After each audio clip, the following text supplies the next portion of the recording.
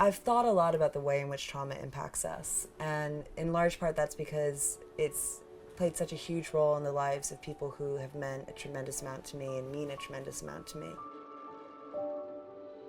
The most common statistic out there is that 1 in 4 photojournalists suffer from some sort of trauma-affiliated mental health issue.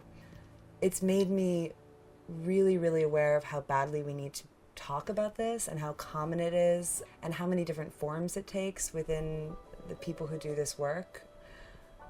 It's also made me extremely cognizant of my own self-care. I think it's really easy when you're in this job to just like go from one assignment to the next and feel like you can endure it all, and we can't. We're far more fragile than we realize, and the way to be in this job not for a year or 5 years or 10, but for 30 or 40 is to really look at the long term and figure out what you need to be doing for yourself every day, every week, every month to allow this to be a really healthy and nurturing part of your life instead of something that feels destructive. A friend of mine introduced me to yoga a couple years ago, and that's been transformative because I can take my mat with me on the road anywhere I go. I love to cook, and every time I'm at home, I'm cooking in my kitchen almost every night. I find that really cathartic. I love to read and be transported to other worlds. I listen to music. It's really important for me to have a strong community and to prioritize time with them, the people that I love, to be open about my experiences, to talk about them. When I do feel, pain or loss or intense grief because of what I've witnessed, to not try to sort of block that into myself, but allow myself to sit with that pain and experience it and then let it pass.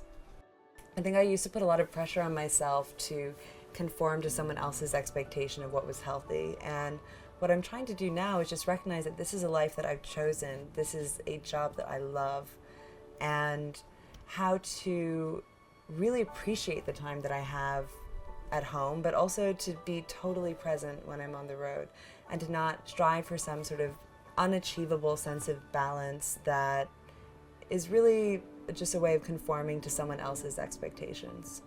This job is always changing you, and there's a lot that I confront in my work that is really difficult, but the reality is that actually the experience of being on the ground is so much more nuanced than that. I experience chaos and poverty and inequality and war and disease, but equally I experience profound hospitality and warmth and courage and resilience and communities coming together and this sort of most brilliant humor in the darkest times.